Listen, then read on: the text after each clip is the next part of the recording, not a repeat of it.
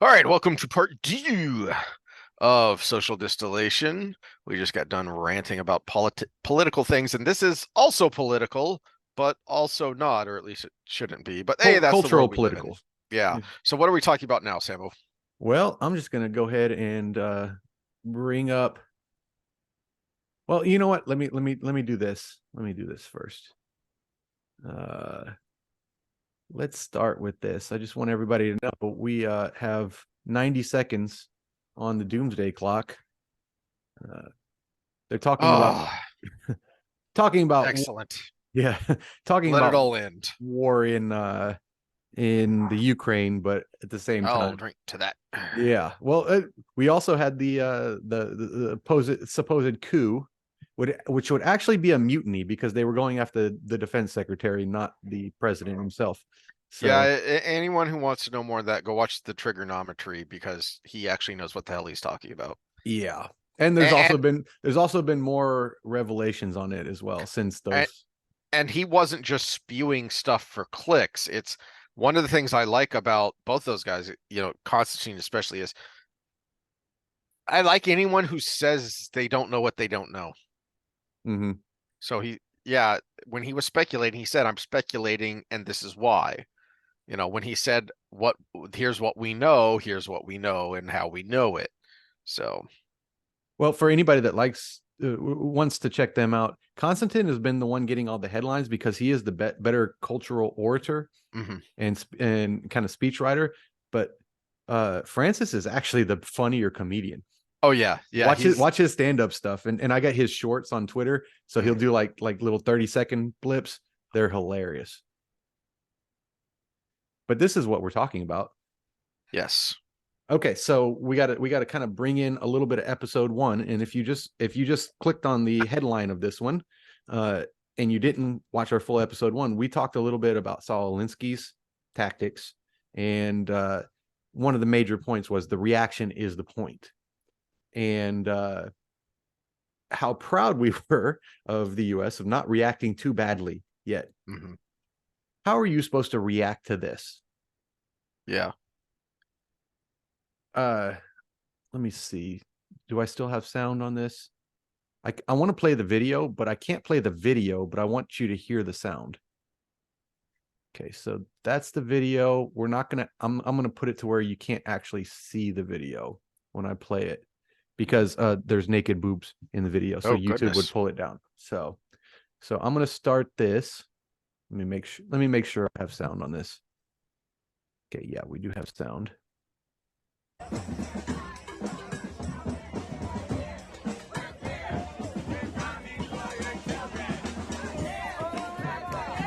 Can you hear it? We're here, we're queer, we're coming for your children. It's all Yeah, a conspiracy theory. yeah. So we have a bunch of naked people down the street in various forms of kink. We'll use the word in various forms of kink because it's more than drag. I mean, it's Mhm. females doing in bondage. It's just randomly naked people. It's drag queens. It's everything. Mhm. And they're yelling, "We're here. We're queer, and we're coming for your children." They are going for the reaction. There's no other way to explain that. Well, there's a double attack here too because there's the direct um bombastic want the reaction, want the shock, want the social destruction of those kind of people. But then there's the insidious political part of I think it was the Health and Human Services Secretary that was testifying before a House committee, and I didn't think to bring this up because I wanted to talk about I've got another clip I wanted to talk about, but the Republican who was grilling this person, this cabinet official, was, you're gonna withhold funding from my state if we have anti-trans, if they have laws, you know, protecting parental rights when it comes to trans, is we will protect the rights of children to get medical care. Basically saying yes without saying yes. Yeah, and the So way they phrase it is you're withholding medical care from trans children. Hmm. When it's only withholding transitioning, they get all the therapy and everything else they need. this is a point that I have not heard made enough. That and I had not heard it that I was thinking a while back, and then I heard Matt Walsh say it not too long ago. I think around the time the Washington law was being proposed, that said explicitly, we will take your children away. Whatever their Department of Children, Family, whatever, will come take your kids if you won't let them transition. Well, duh, because you've been saying that this is a medical necessity. It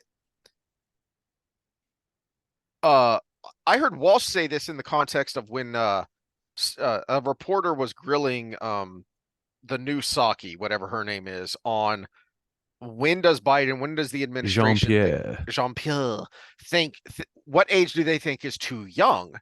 And she wouldn't answer the question and was basically saying it's a healthcare decision. Um, well, but wait, no, it's not, because you're saying if you don't give affirmative care, these kids will kill themselves. So this is like saying, my child was just diagnosed with cancer and I refuse to allow them to have treatment. That's what you're saying. So why wouldn't you take away the kids?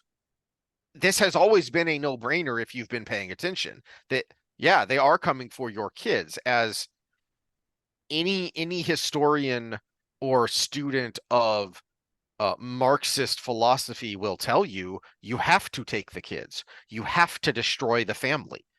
It's there, and maybe you should have had 1984 up. It's right there in 1984. Remember, there's oh, I just brain farted on the main character's name. He's got a coworker. Winston. Winston has a coworker who's turned in by his children, and he's Mm-hmm. both Oh yeah, terrified. yeah. He's both terrified of what's going to happen to him, but also very proud that his children are such good party members. That's why you destroy the family. You cannot have any allegiance to anything other than the state. The state first. Your loyalty to the FBI comes before your oath to the Constitution. It's the same. Well, then who also is more easy to manipulate than children? Mhm. Okay, so people bring up the Santa Claus uh analogy, but I think in the wrong way, because even Matt Walsh does this. Is they say, "Oh, I think I'm a girl," when he's really a boy. But my kid also believes in Santa Claus. Do I affirm that Santa Claus is real? But that's the thing. We actually manipulate our children into believing in Santa Claus. They don't come out of the womb thinking Santa Claus is a thing. We tell them Santa Claus is a thing and they believe us as adults. Mhm. So if we tell you that you are actually the opposite sex because you feel these other things, then you're going to believe us because you're a child and we're the adults. That's just the way it is. And because ultimately what we are telling you is a parable, not a factual truth. That is why we as a society deem it culturally acceptable to lie, because we don't see it as a lie. We see it as telling a child a parable to help them morally and socially grow. Yeah, we In the never did same the Santa Claus thing really i- with our in kid. this well, that's why I say as a society, because there are individuals who don't bother. Yeah, But we did have the talk that was like, okay, so I know we don't believe in this, you don't believe in this thing, but don't be the kid that ruins it for everybody else. mhm. So Yes, thank you. if I get a call from a parent that says your kid told my kid that Santa Claus wasn't real, I'm gonna be mad at you. Thank you for not being an a-hole. Yeah. But in the same way that I can't remember the number. There the number of kids who demonstrate some sort of gender dysphoria who grow out of it Oh is, gosh, 60 something percent. I thought it was more than that. I thought it was like 80 something. I mean, we could put Um, a range on it. 60 yeah, something to 80 something, and that's still a pretty lot good. is that. Yeah. So yes, you don't destroy them by telling them Santa Well, and Claus isn't that's probably one real, of the but differences in who our sources is. I do a lot more left leaning sources, and you do a lot more right leaning. And so, worst case scenario is 60 something. yes. That's pretty dang significant. Yeah. So no, you And don't that's why destroy them. You don't. communication is important, because you need those Yes. ranges, because then Yes. you can just say it's somewhere in here. But so following along this analogy, no, you don't suddenly start giving them electroshock therapy because they think, your little boy thinks he's a girl, but you don't affirm it either. We don't necessarily positively affirm, like drill into them that Santa is real. We just allow them to grow with the idea. And then eventually they kind of figure it out. But they hopefully have internalized the lessons of of the Santa Claus myth and of the season of Christmas and all of that. So in that way, and I'm just kind of thinking out loud here, if you have a child who has these kind of gender identity confusions, if you don't affirm it, but you just let them grow, then they figure out, oh, they start to internalize the idea of masculine and feminine as opposed to male and female. And so they grow out of it and they figure it out of, oh, I'm I'm more of a feminine leaning boy. I'm more of a masculine leaning girl. I don't have to go chopping off body parts. So I think in that way, it is the Santa Claus analogy is a really good analogy. But to your point, I just wish it was used better rather than used as a talking point, which leads me to the clip I wanted to share. I don't know if you had something else. No, go ahead. Let me send this to you because it's a video, and we'll stop and start as we go here. You may have seen or heard all or part of this. But it's Ted Cruz grilling someone. I just sent you the link in the I chat here. saw it, but I didn't watch it just because I knew you wanted to talk about it. So I wanted you said something about reaction to it. So Yep. I wanted my part to be reaction. Yeah, so this is a like 6.5 minute clip. I think we can watch however much you want.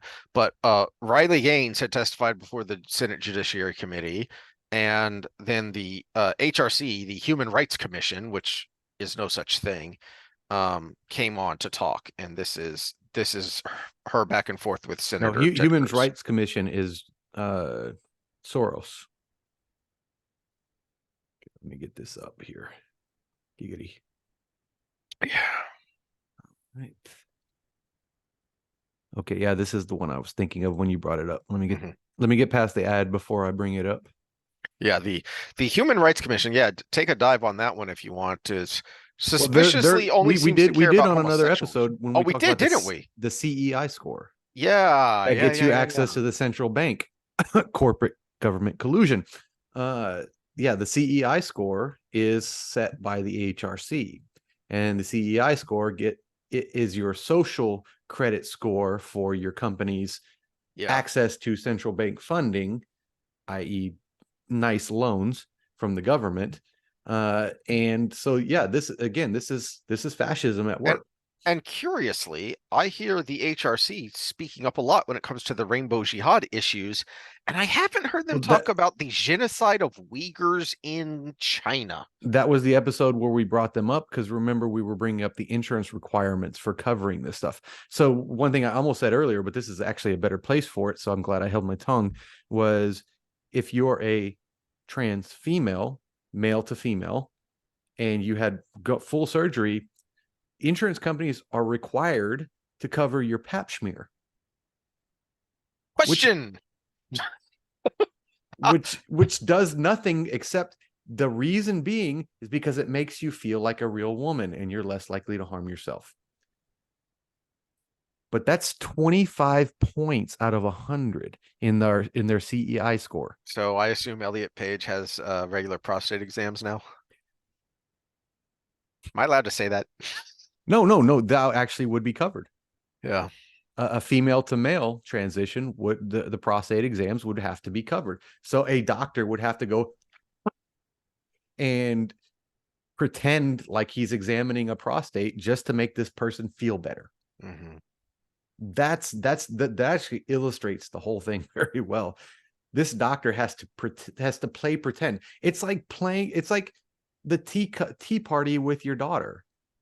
You're pretending the Care Bear and the stuffed moose and the princess and the other chair. You're talking to them like they're regular people to make your daughter happy. And how does that actually help mental health? If it's a 5-year-old girl, it's not that you're indulging her, it's not that you're affirming her imagination, you're indulging her imagination and giving her time with her daddy. That's why you sit there and you have the imaginary tea party.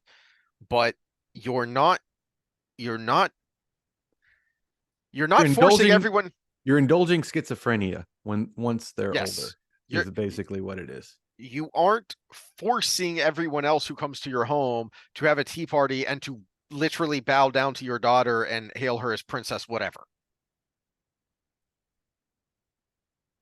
All right. I don't have a daughter, but I have a niece that I treat like a daughter, and you better bow down to that girl because she is crazy.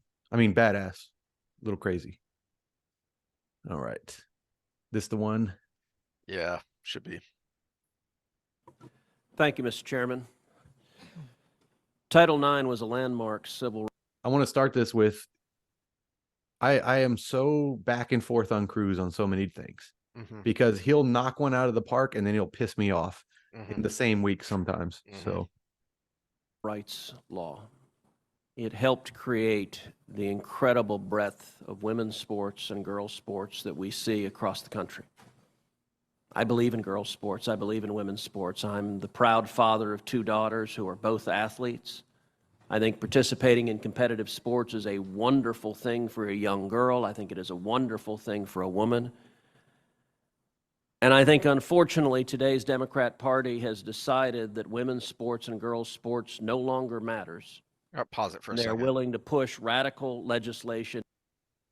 So this is something I both like and annoys me about Cruz, but this annoys me about everyone, is that these hearings are not hearings. They're I would like to say I'm still the best at pausing at faces. But yeah, No, he's a lawyer by trade. exactly. And he's framing right now. He's framing. He is much better. Well, because most politicians are lawyers in that they went to law school. Cruz actually practiced law, including he has the highest success rate against the Supreme Court of any other lawyer in the as the Solicitor General of Texas. He actually practiced law in the biggest stage, right? So he's better at framing than most others, but it still annoys the crap out of me when they ask a question that has a 5-minute preamble so they can get a bunch of talking points out and have clips that they can use for their campaigning and their donors. Yeah, well, remember that when we get to the presidential debates again, because one of my complaints about the last one is they framed every question. That's a great point, is that the moderators do the same thing. When they ask a question, they frame it with, and you 30 to 90 seconds of pontificating. And you get stuck between challenging the frame or answering the question. And I think that's where this lady might end up to some degree, but we'll see as we go forward. And designed to destroy girls' sports and women's sports. Ms. Gaines, I want to thank you for your courage. You are relatively young, but you have demonstrated incredible courage. And because a literal mob held her hostage, you have been demonized, you have been vilified. I saw when you were attacked. Well, and also remember that we talk about the mob a lot, but I mean, she's female, right? And this is one of the reasons I think female sports is a target, is because females are more likely to be susceptible to public shaming than males. And that's the attack. The attack is your reputation. Are you a transphobe? Are you a bigot? Are you all these things? That's part of why the only demographic that flipped to Biden more than any other was female liberal women, suburban female women, because the attack was a shaming attack. It was the you're a phobe. How could you vote for this guy that said grab him by the pee? How could you possibly vote for that as a woman? Have you seen the whole story on that? No. The framing, the actual framing of what the conversation was about, Mm. it was kind of an Andrew Tate conversation. He was saying, if you have money, women let you get away with more. For instance, if you're rich like me, you can walk up and grab them by the. So in the full context, he was never saying I do this. Exactly. He was saying that this is a cultural thing that exists. So it was about as authentic as good people on both sides. I think even worse. Hmm. All right, continue. By a leftist mob at San Francisco State University for daring to speak up. You had an incredible record as a swimmer at the University of Kentucky. You were a two-time NCAA All-American. You were a five-time SEC champion. You're an SEC record holder and a two-time Olympic trial qualifier. But yet on March 27th, 2022, something changed. What happened on March 17th, 2022? That's when Thomas and I raced in the 200 freestyle and again resulted in a tie. And so you tied. What was the consequence? She's looking pretty rugged there, by the way. Yeah, I mean, just look at her eyes. Thank you. She's been through a lot. So kudos to her for sticking Appreciate with it. Kudos to her for standing up in the first I place. just had meatloaf and mashed potatoes delivered, so Oh, yeah. yeah. I'm hungry. Okay. Consequence of tying. We went behind the awards podium where typically you're handed your trophy, you're marched out, you're named an All-American. And so we go back there and the official looks at both Thomas and myself and says, great job, but you guys tied. And we only have one trophy, therefore we're giving this trophy to Leah. And I question this and I say, why?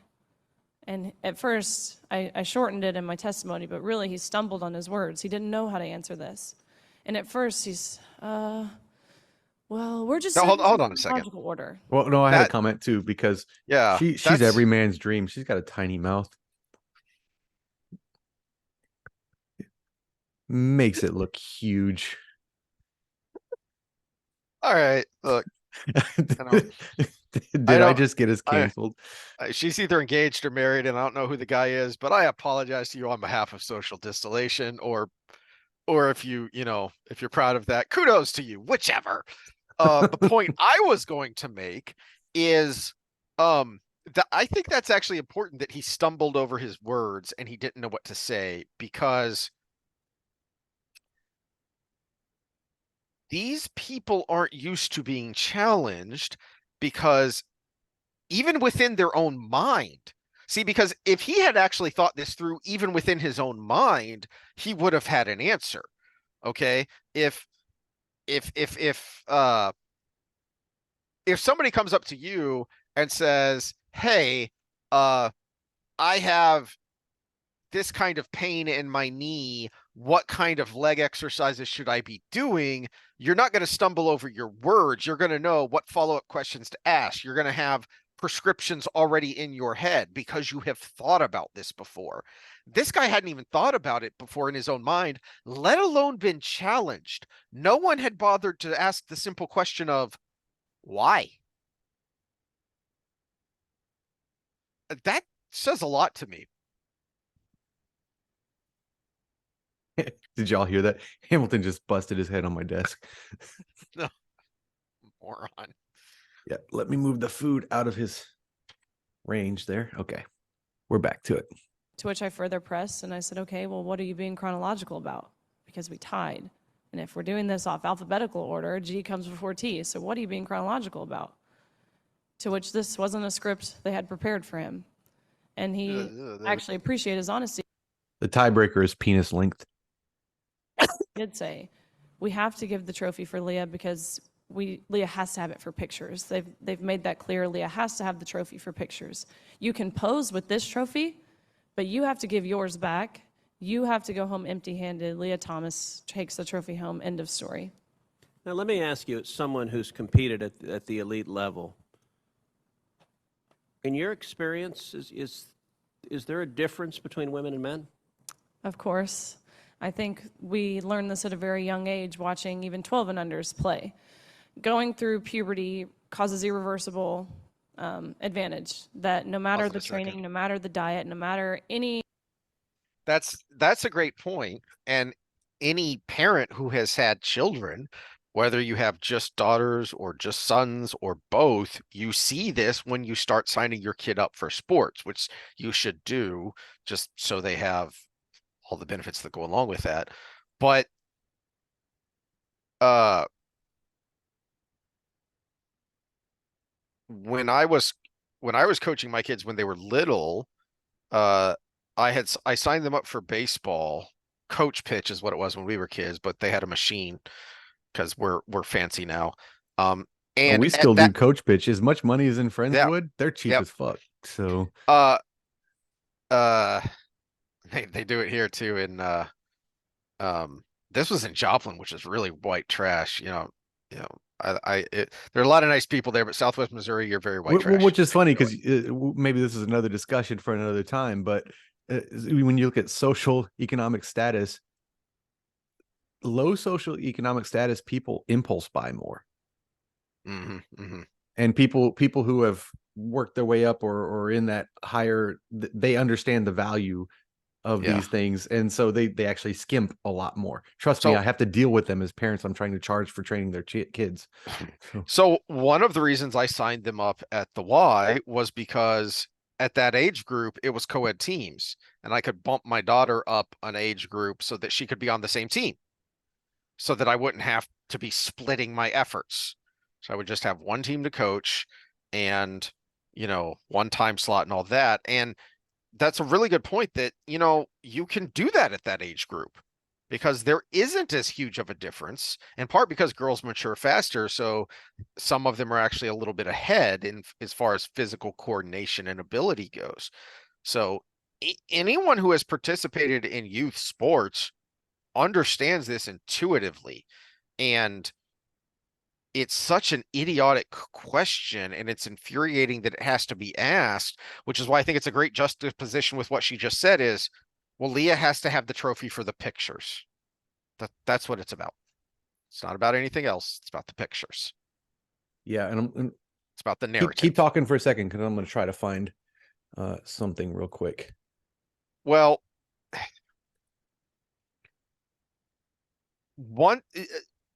once puberty starts, that gap widens very quickly. And as an example, if Riley had a random drug test and been busted for taking a performance enhancing drug, that drug might have only given her a fraction of a percent, like a 0.5% boost over her competitors. You have a double-digit percent boost between men and women. Even if you're on the high end of the scale of testosterone for women and you're on the low end of the scale of testosterone for men, it's a oh, hello. Yeah. So we were thinking the same thing, apparently. Yeah, this is something that actually convinced me because I deal with athletes all the time. PED use should result in a lifetime ban. This is a debate that's still ongoing, obviously, because there are no lifetime bans for it. But realistically, the effects you can get from one cycle, if you do maintenance after that, affect you the rest of your life. So one thing we do in fitness and human performance training in the scientific field of that is we look at someone's genetic potential. So if you've got a genetic potential that goes here, that's if you do everything right. But most people are going to be somewhere under here. Now, if your genetic potential is here and you do one cycle of PEDs here, it automatically becomes this, which was this much more in that whole rest of your career. So one cycle could actually give you an advantage the rest of your life. And when we look at human development, let's look at adolescence as a cycle. You just gave that person the most intense cycle that anybody could have at the This most is important part of their life. this kind of ties in with my spiel that I have people when they ask me about supplements. Is yes, if this company advertises that you get, this percentage of increase, this university study showed that you get this percent of increase with this thing. Okay, but what does that actually mean? What does that actually translate to? You've talked about this with the increased cancer risk of, okay, yeah, it's like a 16% increase, but that's of the base, which was already very small. So, BCAAs, branched chain amino acids, they were, I don't know, I don't follow the stuff as much before, but Expensive pee. yes, exactly. Back in the early 2000s, I think is when they really kind of exploded of this was the hot new thing. After creatine was the hot new thing. And it's okay, yes, if you take these things, you can have this amount of an increase. It's a very small percentage. Now, if you are an NCAA swimmer who's good enough to swim in the finals of that sport, that percentage might matter, or that percentage probably will matter. So even if it is expensive pee, you're willing to take the cost, or Mhm. in the case of performance enhancing drugs, illegal performance enhancing drugs, willing to take the risk because even a fraction of a percent of increase matters. Well, here's a Now, great example: caffeine. We all drink it in our coffee or energy Mhm. drinks or tea or chocolate or whatever. The IOC, the Olympic Committee, when you're tested for PEDs regularly, one of the things they test for is, do you have more than 2 cups of coffee worth of caffeine in your system? Hmm. Yeah, it's not that great of a performance enhancer. But when you're talking about the difference between winning and losing being 0.01 seconds Yep. in a 100-meter, any little bit counts. Yeah, and she talked about this on the Peterson interview, and she's talked about it before. Is she first noticed Leah Thompson? She had no idea who this person was, uh, because she was seeing times, and this person was beating people by full seconds, which is outlandish in swimming. And it turns out, well, that's because Leah Thomas was on steroids her whole life. They're called balls, Which still are there. And which still are there. she still uses with women. And she was walking around in a state of full arousal while these girls were forced to dress in front of her, So undress in front of her. Patrick David talks about the military and the DEI stuff, and he was in the military back in the day when it was don't ask, don't tell. And one of the stories he tells is you could always tell who was a person you're not supposed to ask because of in the locker room they were advertising where they were because they were in full arousal because they were around other naked men. And it was just like, oh yeah, we just kind of ignored it. And then when they were allowed to say it, it was like, yeah, we're not surprised. Yeah. The flag was at full mast. So that's what we're dealing with here in these female locker rooms. Yeah. A bunch of guys, you can defend yourself, but females, let's take away rings of power and women badassery. And no, Leah Thompson can overpower pretty much every woman in that locker room. Alterable change you can make will overcome that male advantage, especially in sports like swimming where lung capacity matters so much. Even something as silly as throat size, men have on average a 40% larger throat, which sounds like it's nothing, but when you're grasping for air, that 40% larger throat makes a huge difference in athletic success, not to mention height. You guys know the differences. Ms. Robinson, do you agree with Ms. Gaines that there's a difference between women and men?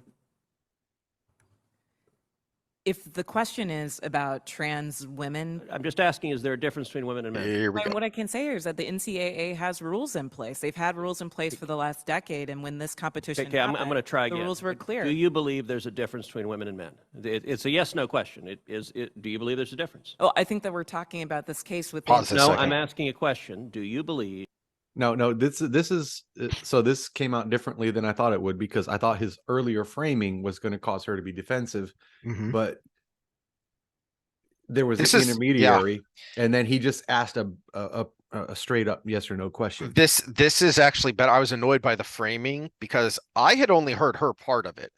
I didn't realize that he was questioning both her and Riley Gaines at the same time.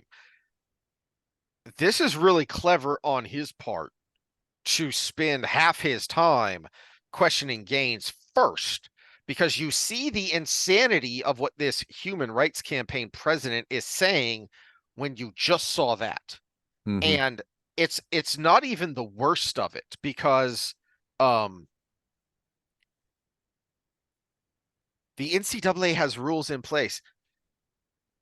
This is where I think the framing could have been a little better on this part of it, is because something Gaines talked about in the Peterson interview, and I don't know if where else she's talked about it, but Cruz does his research, and I feel like he should have known this, is had rules in place.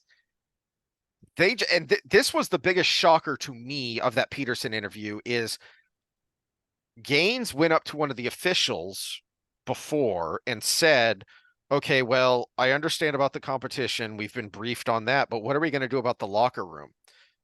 Oh, Leah's going to be in there too. It's okay. What do you mean it's okay? Well, we just made the locker room co-ed. Meaning, in order to accommodate this person, you and I could have just gone into the locker room with a bucket of popcorn and sat down to fill our eyes with a nice view. And she goes into graphic detail there, which matters. I think this part was important too. And I had a son who did competitive swimming. Your son is doing it as well. Those suits are really tight. As she said, it might take you 10 minutes just to get into your suit. And there's a lot of pushing and prodding and tucking that goes along with it because it's compressing. And in fact, it's one of the ways swimming can be expensive as a competitive sport, because at least once a year, you're going to buy a new suit that is just for competitions. And then last year's competition suit becomes this year's practice suit, because you want it absolutely as tight as possible to give you that fraction of a hundredth of a second advantage. Well, and as a guy, you want it as tight as possible because, you know, at that young age, you can have that random erection, and you want that to be kept in check As best as possible, as yes. best as possible. Then Or it just if looks you're then it just looks like a big bulge, and you'd be like, yeah. or if you're Leah, you just let it hang out there while you fill your eyes. Ugh. So yeah, those were the rules the NCAA had in place. But the other part of her, just her initial comment there, Will, if you're talking about trans women, I would have asked, well, what do you mean by that? How do you define that? Because that's not even fully defined right now. What does that mean? Does that mean you still have the parts? Does that mean you've been on hormone therapy? Does that mean your hormone levels are within this or that range? There is a good article, and it was Danny Sugart of T Nation, where she went over the rules. And I think it was IOC rules, but she went over the rules for trans athletes competing, and the levels of testosterone they had to reach to compete were still like 5 times what a female can achieve. But it was still way below what a male would have. It was considered low T for a male. Yeah. But remember, low T for a male is like 300 units per millimole or whatever. And that's a high T female is like 60. Yeah. I was gonna say I couldn't remember off the top of my head, but I don't Yeah, think women 300 is get the to low 3 for digits. guys, and women Yeah. is like 60 or 70 Yeah, as their women high. don't even break 3 Yeah. digits in Yeah. their normal range. So, yeah, that's gonna be an advantage. So basically, to be a trans female athlete, you can be pushing tests like someone who's injecting a female who's injecting quite a bit. Mhm. And so it's, yeah, there are rules, but the rules are still pretty stupid. Mhm. there's a difference between women and men? Most people could answer this very simply. I'm curious if you're willing to do so. Oh, absolutely. I'm just putting it into the context of the Is that a yes? conversation that we're having. I think that there are definitions related to sex, Is but that I a also yes? think So I'm that when trying to get we're- a yes or no. I'm not trying to get a speech. Oh, Is there a difference between women and men? I think that there are definitions for biological sex. Okay, so you're which not is answering different that. than Let me ask gender. you this question then. Why do women's sports Yep. This Yeah, pisses me pause off. for a second. Yeah, this pisses me off. I think there are definitions for that. No. This was a yes or no question. You could have still said yes or no, and But- then gone into your spiel, because we all know where you're coming from. This has become mainstream now, the critical theories. You could say, yes, there is a difference, but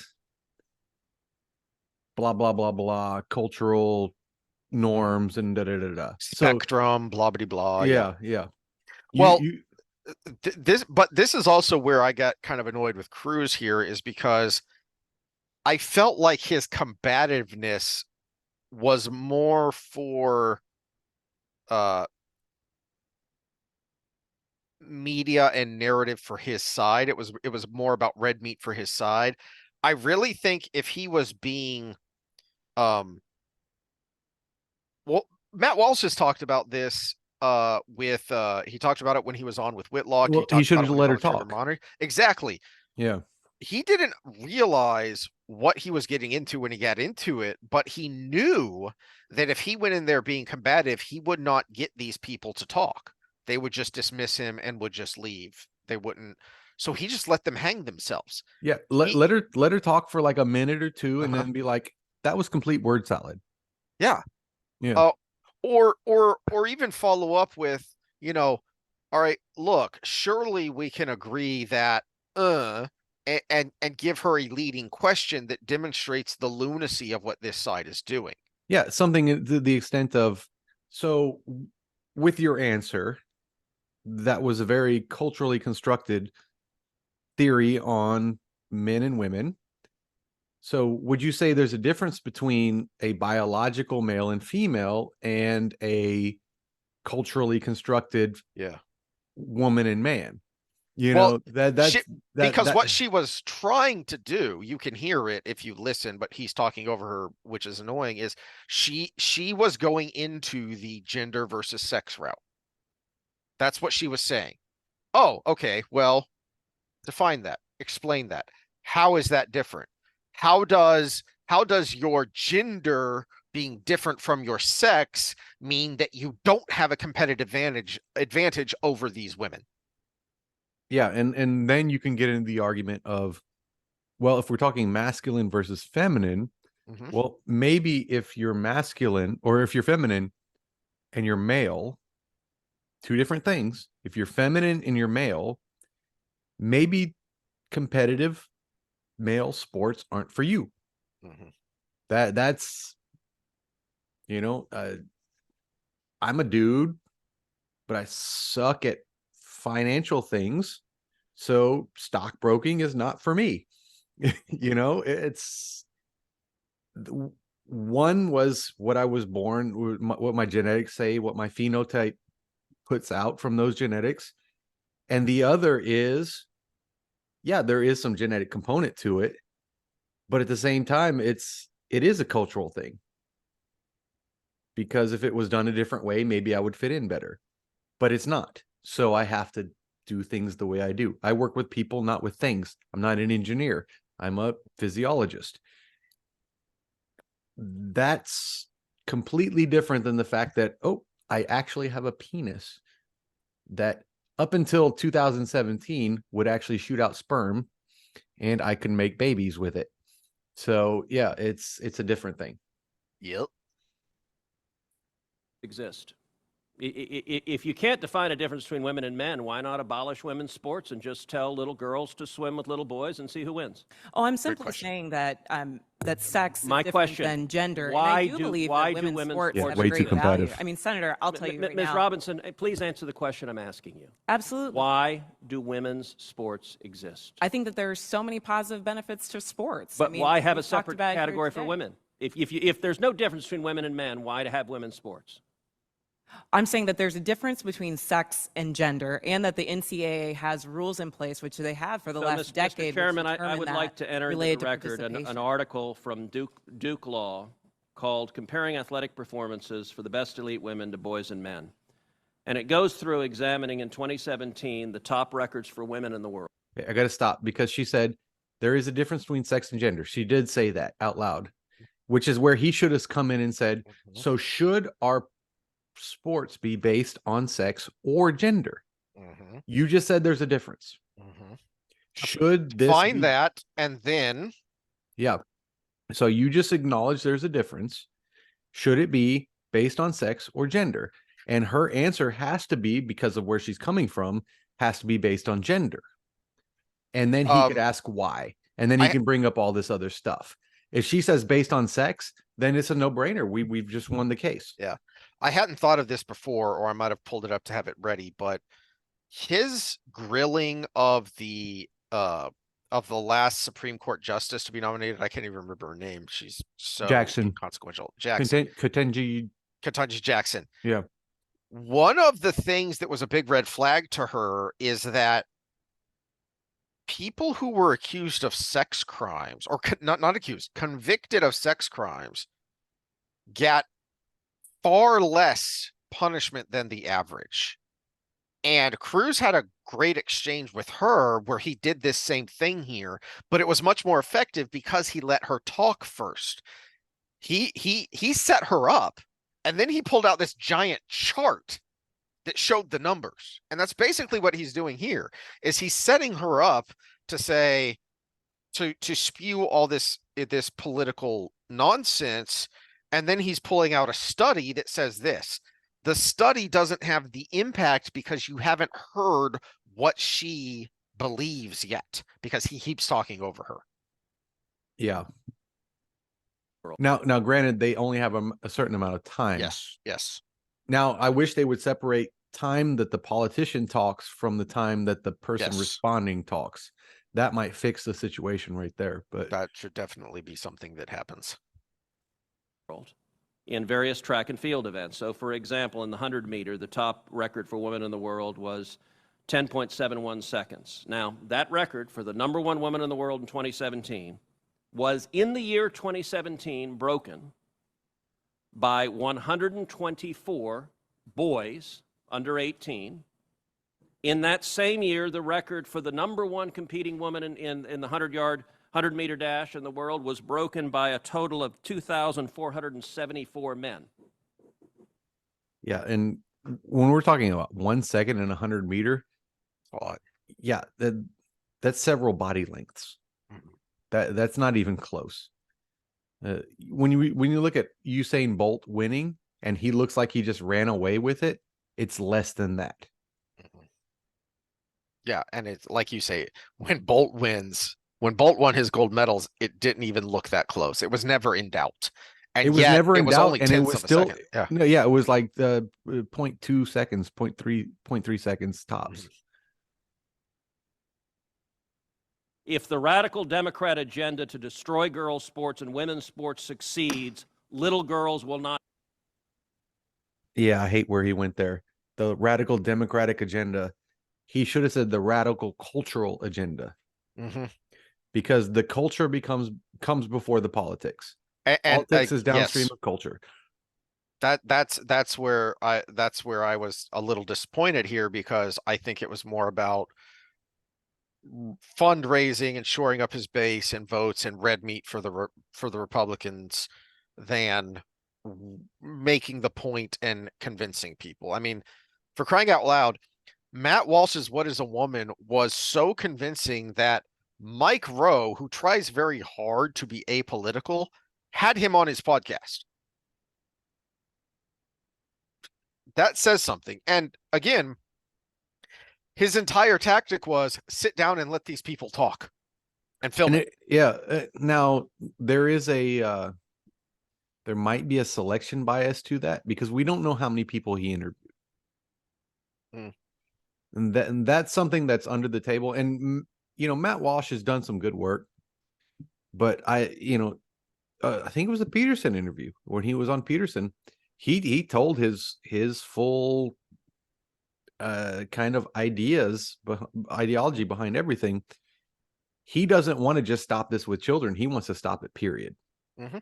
And so there is that. So he does have an agenda, but importantly, the reason What Is a Woman was so successful is because that didn't come out in that movie. So far as I know, I haven't watched the whole thing yet. But if I watched figure it if when it did, was people free would on talk about Twitter. it. Yeah, I meant to, and I got busy. But the point is, yes, he has an agenda, just like Cruz had an agenda here, except Cruz let his agenda get in the way of making the broader, better point. Mm-hmm. Is there I have a anything? chance to No, compete. no, So I it's ask just unanimous blah, blah, consent blah. that this That's done. article be Okay. entered. Yeah, and then it's just politic, blah, blah, blah, blah. That could have been so much more impactful, especially because the first 2-3 minutes there was Riley Gaines talking. And then he turns to this crazy lady and says, well, what do you think? I mean, here you have, you claim to be pro-woman. Here you have a woman sitting right next to you who had to endure these things. What do you have to say to that? I'm going to spew craziness. Let her hang herself. Mm-hmm. Well, and this is actually one of the big complaints I had about Trump in the 2020 debates. He kept cutting Biden off when Biden started spouting nonsense, and it was like, let the dude talk. And because he doesn't know how to use it tactically, because the only time there was at least one time in my mind where his interruption was perfect, and it was when Biden was going on about the stuff on the border, and Trump just goes, "Who built the cages, Joe? Who built the cages?" And leave it at that. Stop. But he kept going. No. That was enough. You made your point. Mm-hmm. Or in the 2016 when Hillary was talking, and he's like, "Because you'd be in jail." Yeah, that was a good interruption. But then he should have just left it there. Yeah. Well, he actually did, and he won. That's the thing. He did, and he won. But yeah, there's so much to unpack there. Yes, we are a sexually dimorphic species. Not so much as gorillas, but more so than can be be accounted for in sports integration. More, not as much as frogs who can be turned female by giving them too much Roundup. Yeah, that was in the RFK Jr. interview, calling back to last time. That made me go, whoa. But that is actually a randomized control trial Mhm. that happened. Whether it would happen in humans is debatable, but at least it's like, maybe we should look at this. That's where animal studies get in. Everybody's like, oh, it's only animal studies. But animal studies give us the signal that say maybe we should look at this. And when they stop there, that means they don't want to look at it. That is what is so insidious about the genesis of this transgender movement.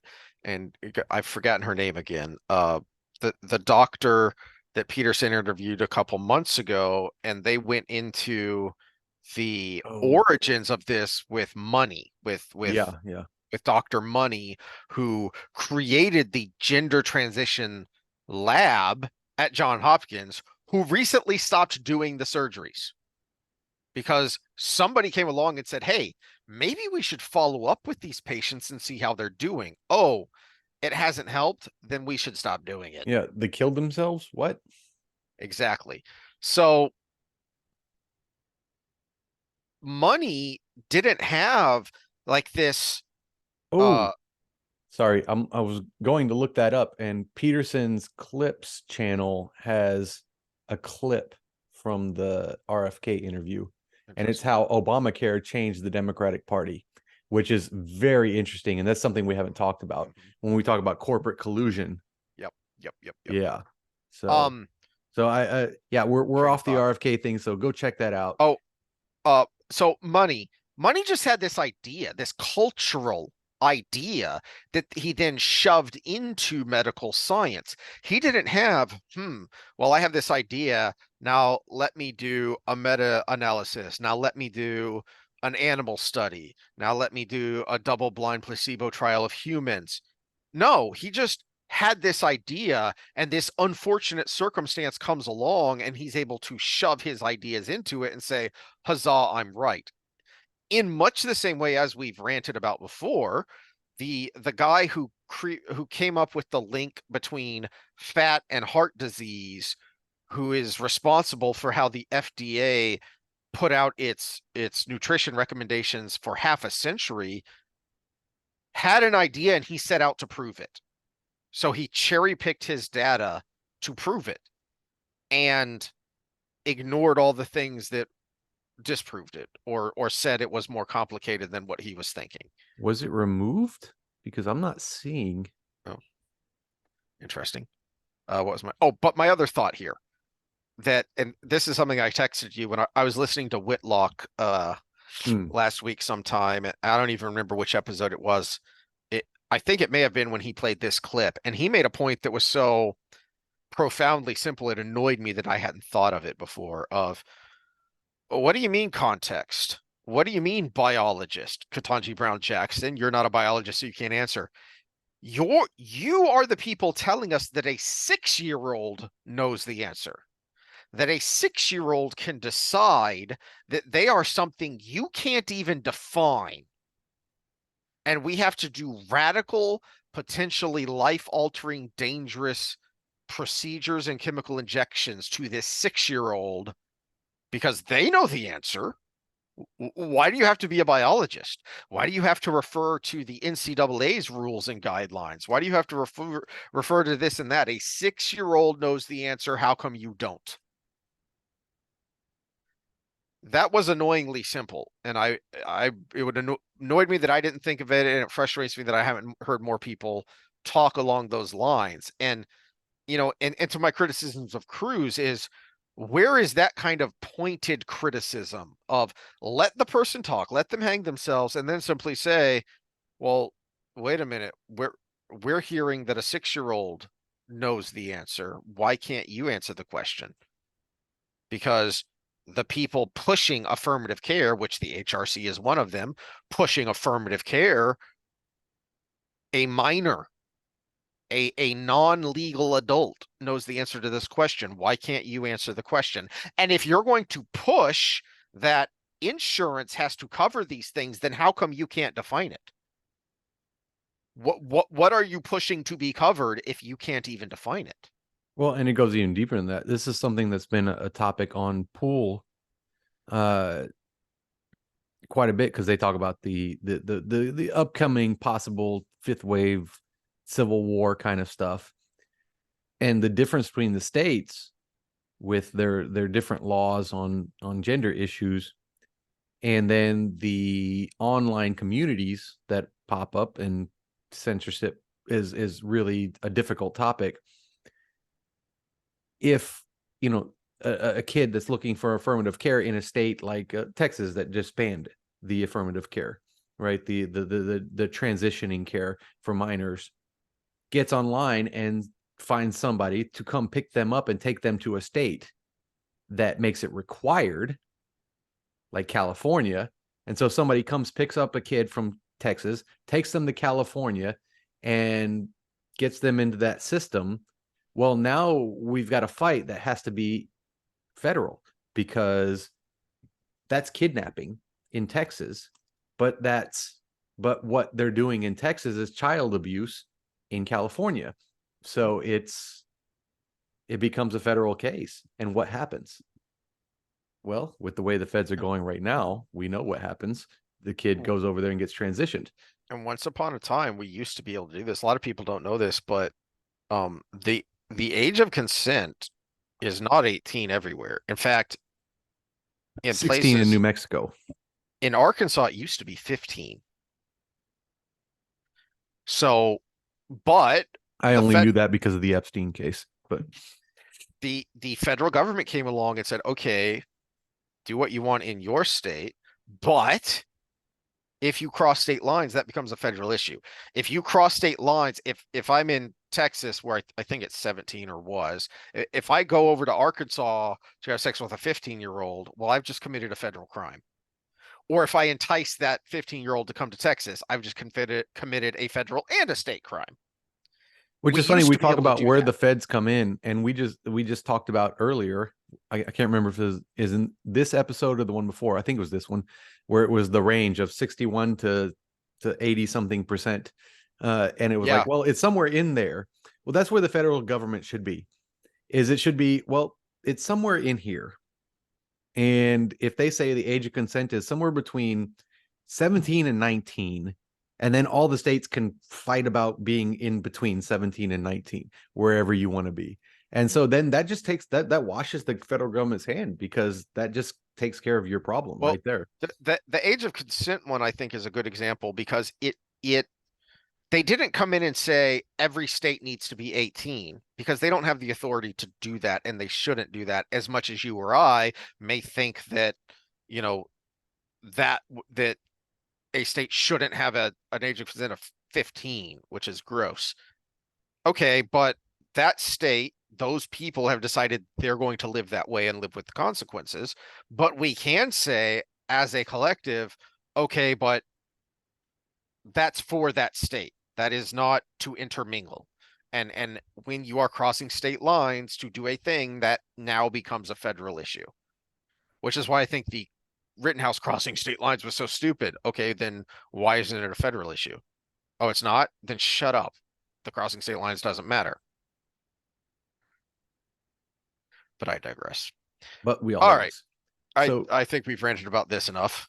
Well, so I did a fun thing, just Ooh. just for fun. So the on the same topic, sort of, the Bud Light sales keep falling, and they officially fired the marketing team instead of just putting them on a leave of absence. And so I was like, well, you know what? We've all been buying not Bud Light for a while, so let's look at the other companies. And to my heart's delight, Shiner Bock has no wokeness to them. So Shiner is good. Spetzel Brewery, you can buy some Shiner. I think they're semi-nationwide at this point. Little town in Texas I drive through when I go to my mom's. But yeah, Shiner's good. But I looked up Coors Light, and I wanted to see what they were doing, because I heard mixed reviews, and I went through their whole website, and really wasn't a whole lot of wokeness to be about. I looked through their general, their information, their financials, everything seems to be okay. Now they're an ESG company, so they're probably doing something somewhere, but they're at least not sticking their middle finger up to their clients. So that brought me to remember something from a few years ago. The Donald Trump of the UFC. I'm going to go home tonight. I'm going to drink a Coors Light.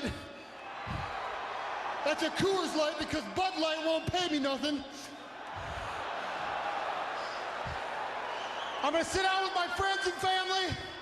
And hell, I might even get on top of my wife tonight. See y'all later.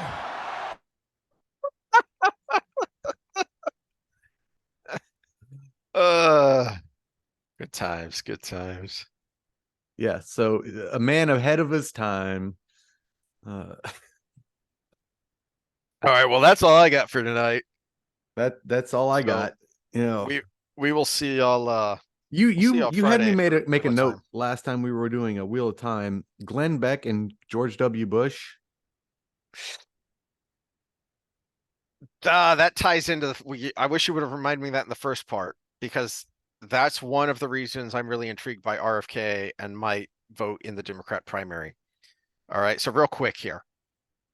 Glenn Beck has this story about a time that he had gone to the White House to meet with W in his second term, and was originally, he's become much more libertarian in the past 10, 15 years. But originally, Beck was a supporter of the war on terror and of W. And Bush told Beck this to assuage his fears, but it was something that he describes as a kernel that kind of stuck, like a popcorn kernel in your tooth, kind of stuck in his mind, and he realized, oh no, this is a bad thing. But Bush was saying it is a good thing, which was, don't worry, because it looked like the Democrat was going to win because the Republicans were a mess. It looked like the Democrat was going to win, and W said, don't worry, whoever the next guy is, when he gets in and he sees the things that I've seen and he gets told the things I've been told by the people who brief me, he'll follow the same course. In other words, the deep state has control even before we had the term deep state being thrown around. This is why the system does not want outsiders, because whatever they might say, however they might talk, Bush and Obama were both products of the two-party Washingtonian establishment. And so they come in and they rely on the previous guys who relied on the previous guys who relied on the previous guys, who all rely on this incestuous lifetime bureaucracy, and they end up doing the same things. This is where someone like an RFK Jr. is so appealing, because there's a good chance he won't, because he's not part of the system. Well, and to tie this into this episode, this part 2, that's why the FBI is an activist organization, because they need us fighting about stupid shit like drag queens to keep us from knowing that. That's what keeps us that's what keeps us in check, because we're fighting each other. We're not looking up. We're looking side to side. And that's why they will turn their nose at, people with prosthetic penises, flapping them in the face of kids, and go arrest a person praying outside of an abortion center, because they know it pisses you off. Mm-hmm. The FBI is an activist organization because their job right now is to piss you off. And the reaction is the goal. And if they piss you off enough that you do something, this goes back to the beginning of the last episode, you're a right-wing violent extremist, because you just formed a slight insurrection against the government, because this is the way it is. So this all ties in together. The FBI, the bureaucracy, look at the whistleblowers. They talk about how to move up in the corporation. To move up is to be a party person, or is to not to be a party person, to be a company person. Company man, yeah. Yeah, a company person. And a company person is piss off the right wing right now, because that's why we keep our power, because we keep people afraid of the right wing. In Hoover's time, it was something different. Mm-hmm. And look McCarthy's how that's looked time, at it was back. something different. Mm-hmm. And it was in even Reagan's time, it was the Soviet Union, which granted a legitimate threat, but at the same time, it was a tool used. But St. George is in retirement. St. George has already slayed dragons, so now he has to fight lizards to keep his job. And the lizards are us normal people that question this thing here and there. And that's why RFK's got an uphill battle. Mm-hmm. And keep fighting the good fight, but also don't go kill a tranny, my friends. Oh, yeah. That's but you can what we have to avoid. You can run over a Trump MAGA kid and it's fine. Oh, he got off. Did you see that? Yeah, you told me about that. Pissed me off. Yeah. All right. Well, we'll talk about funner things on Friday when we get back to Path of Daggers and see how far we can get through it. Yeah, I went another couple chapters in there. It gets a little better at this point. So, but yeah, our goal is to get through Winter's Heart by the time the show comes out again, and then we can be miserable again. Oh yeah, good times. All right, we'll see y'all then. All right, later.